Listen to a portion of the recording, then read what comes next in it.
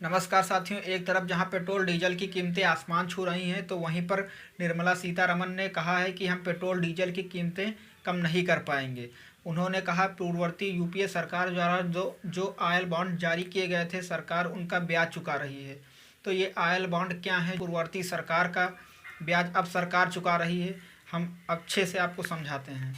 2010 से पहले जब पेट्रोल डीजल की कीमतें कुछ सस्ती थी, माना कि 70 रुपये में पेट्रोल डीजल आप लोगों को मिलता था, तो उसकी कीमत 70 रुपये नहीं थी, उसकी कीमत 75 से 80 रुपये के आसपास थी, परंतु आपको वो 70 रुपये में मिल रही थी।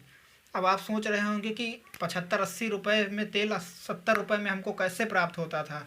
दरअसल ये जो तेल कंपनियां हैं, IOCL है, HPCL है, ये सरकार को घाटे में तेल दे रही थी।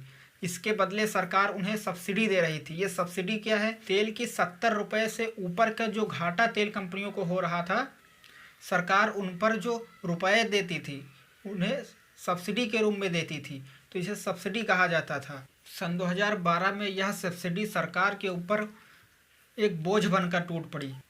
सन 2012 में सरकार को 1,30,000 करोड़ की सब्सिडी चुकानी थी। सरकार के पास पैसे नहीं थे।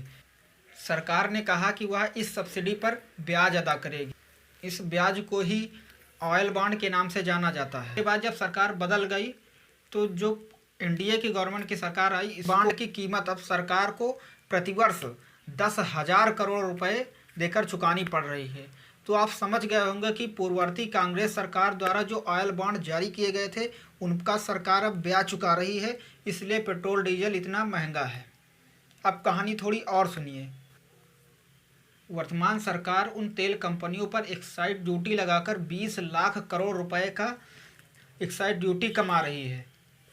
मतलब सरकार जो तेल कंपनियां हैं जो उत्पादन करती हैं तेल का, एक्साइज ड्यूटी लगाकर 20 लाख करोड़ रुपए सालाना कमा रही है। अगर सरकार चाहे तो यह ऑयल बॉन्ड की कीमत बहुत जल्दी चुका सकती है, परंतु राजनीति आरोप प्रत्यारोप का खेल है। सरकार कह रही है कि कांग्रेस सरकार ने जो ऑयल बॉन्ड जारी किए थे, हम उनकी कीमत चुका रहे हैं, इसलिए पेट्रोल डीजल के रेट कम नहीं कर पाएंगे। दूसरी ओर कांग्रेस कह रही है कि आपने जो कारपोरेट घरानों का 1,45,000 करोड़ का जो कर्ज माफ़ कर दिया है, वो कहाँ गया? मतलब जो व्यापारिक कंपनियां सरकार से अपने व्यापार के लिए लोन लेती हैं, वो कंपनियां अपना लोन अदा नहीं कर पाईं, तो 10-15 व्यक्तियों का सरकार ने 1.5 लाख करोड़ का कर्जा माफ़ कर दिया है। पूर्ववर्ती सरकार का 1.25 लाख के बदले सरकार ने 1.5 लाख करोड़ का कर्ज माफ़ कर दिया है। अगर सरकार चाहती तो यह बॉन्ड एक ही महीने में अदा हो सकता था। अगर सरकार चाहती तो पेट्रोल डीजल के रेट सस्ते हो सकते थे। यह ऑयल बॉन्ड 1 साल में अदा हो सकता था, लेकिन सरकार ने उल्टे कारपोरेट घरानों का टैक्स माफ़ कर दिया है।